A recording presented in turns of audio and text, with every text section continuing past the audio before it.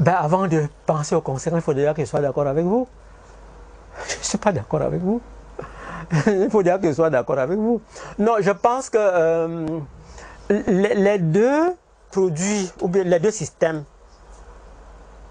pas les deux systèmes, les deux outils concourent au même objectif. Et puis, vous voyez, la particularité du système bancaire, c'est que c'est le système bancaire qui crée la monnaie. C'est le système bancaire qui crée la monnaie. Le système bancaire a deux fonctions. La fonction d'intermédiation financière, c'est-à-dire mettre en contact l'épargnant et l'entreprise qui investit.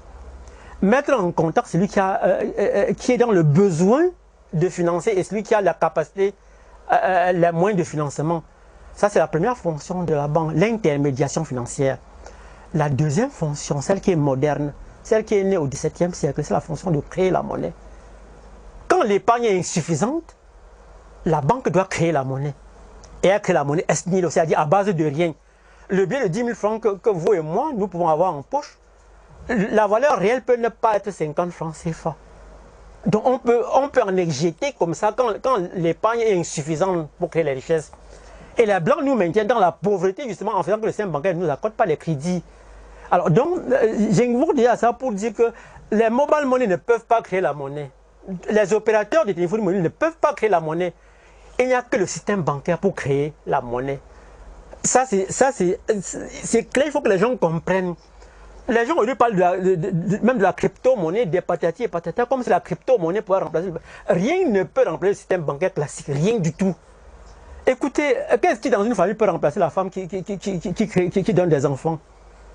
Ben rien du tout, c'est la femme qui met des enfants, qui accouche et donne des enfants. Alors, c'est le système bancaire qui donne des enfants, qui crée la monnaie. Donc, tout ce qu'on peut appeler crypto-monnaie, téléphonie mobile, ça ne crée pas la monnaie. Eux ne peuvent que utiliser que la monnaie que le système bancaire a créée. Donc, c'est pour dire que la question de la monnaie électronique a l'avantage de faciliter aux consommateurs. Je suis le président de l'association des consommateurs et c'est pour ça qu'aujourd'hui, j'ai lancé un peu partout des communiqués pour dire qu'il faut qu'on se souvienne de ce jour du 18 février, qui est le jour où nous commémorons la fermeture de Cofinac. Quand nous commémorons, c'est pas, nous ne célébrons pas pour dire que c'est bien, nous célébrons pour dire il faut qu'on pense à cette banque qui a fermé, mais il faut qu'on pense aussi à ses victimes. Pour dire qu'il faut qu'on travaille pour que ça n'arrive plus jamais. C'est en ça que nous commémorons Cofinac. Et c'est ça qui m'a arrivé sur la place publique. Mais nous luttons pour qu'il n'y ait plus de cas comme ça, même comme ça arrive toujours. Mais l'idéal, c'est que ça n'arrive plus. Alors, donc, chacun doit évoluer sur son coup. La monnaie électronique peut permettre ça facilite les transactions, mais la monnaie électronique, les opérateurs de téléphonie mobile qui font la monnaie électronique n'utilisent que la monnaie créée par le système bancaire, dont les deux se complètent pour le bien du consommateur. Je dois en revanche, par rapport à un cas de crypto-monnaie dont j'ai parlé, dire que parmi les deux là, ça ne rentre dans aucun des cas.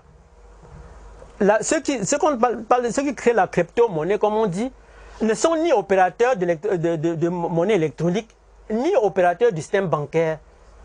Alors, j'ai coutume d'appeler, c'est un produit de spéculation. Et s'il fallait être un peu cru, c'est un produit d'escroquerie. Je dois le dire et reprenez, si vous devez me citer, il vaut mieux me laisser assumer l'entièreté de mes propos. Donc, il faut me reprendre tel que je dis, c'est un produit d'escroquerie. Et ceux qui ont recours à ça, le jour où ils vont se mettre à pleurer, n'auront que leurs yeux pour pleurer quand cela vont perdre. Écoutez, vous avez parlé de la monnaie électronique. La monnaie électronique au Cameroun, c'est essentiellement opéré par Orange Money, par Orange ou par MTN. Mais les deux opérateurs sont rattachés au système bancaire. C'est très important à comprendre. Alors, même si ça n'avait pas été le cas, on pourrait dire que ce sont des titres de Orange, ce sont des titres de MTN, qui sont des entreprises dont la notoriété a pignon sur rue.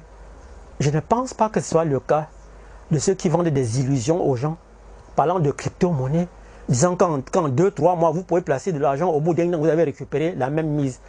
Qui a pu investir cet argent dans quoi pour que ça produise autant? Voilà la question que les gens doivent se poser. Moi, je suis chrétien catholique. Ce qu'on nous enseigne, et c'est à ça que nous sommes sur la terre, l'homme mangera son pain à la sueur de son front. Et là-dessus, gagner ce pain-là n'est pas toujours aisé. Ceux qui peuvent chercher à employer les raccourcis, croyant que c'est facile ailleurs, ils n'auront que leurs yeux pour pleurer. Mais j'attire l'attention pour dire que la crypto-monnaie, ce n'est qu'un produit de spéculation. C'est un outil d'escroquerie. Je reprends ces 2 mètres pour que vous puissiez rendre compte à ceux qui peuvent nous suivre pour dire qu'il faut qu'ils fassent attention quand ils ont recours à ce genre de publicité.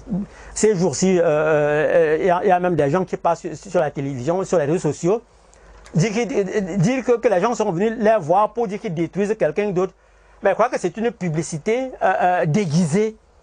Et il faut que les consommateurs fassent très attention à ce genre de communication qui ne vise que... Nous avons déjà trop de problèmes pour prêter encore les flancs à ce genre d'histoire. Il faut que les Camerounais comprennent que nous allons encore nous retrousser les manches. Nous allons encore davantage nous retrousser les manches. Mais ce qui nous arrive là, ce n'est pas mal. Dieu ne sauve jamais un peuple sans les mettre en difficulté. Il est dit dans Job, je crois, chapitre 36, verset 15, Dieu sauve le malheureux dans sa misère et c'est par la souffrance qu'il avertit. Donc les souffrances qui nous menacent là, c'est les souffrances qui nous appellent à changer de manière de faire et à bien faire. Mais rien de bien ne s'obtient sans sacrifice, sans souffrance. Quand je parle de sacrifice, je ne parle pas de sacrifice des loges ou des francs-maçons. Non, je parle des sacrifices d'endurance dans la persévérance, dans le travail normal. Si je condamne les crypto-monnaies parce que c'est un produit d'escroquerie, n'allez pas là-bas mettre vos billes, votre argent, croire que vous allez récupérer en 2, 3, 4 mois ce que vous avez mis. Non, vous-même, même si on vous triande, vous-même, vous aurez bien voulu qu'on vous triande. Et là, quand vous allez vous plaindre, ne croyez pas que nous, quand Pierre, président de l'action de consommateurs, viendra vous défendre. Non. Je suis derrière les gens de Couvigny parce que c'était une structure qui était bien ouverte, qui avait pignon sur rue. Je pense qu'on aurait pu sauver cette banque, mais j'ai coutume de dire, vous, épargnants de Couvigny, quel hymne chanterez-vous à la gloire de Dieu si vous avez livré, comme il livra jadis lui-même son propre fils Jésus-Christ. Donc je crois que c'est tout ce que je peux vous dire sur cette histoire.